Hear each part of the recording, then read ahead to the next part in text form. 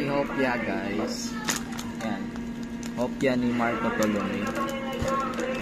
Masarap siya guys. Crispy outside, fluffy inside.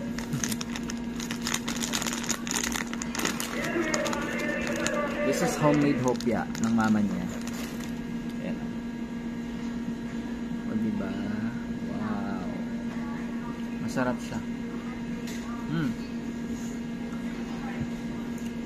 Hindi ako nag-order, inabot lang, sabay bayad.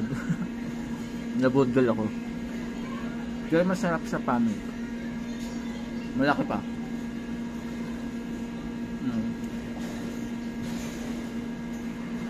Homemade hopya by Marco.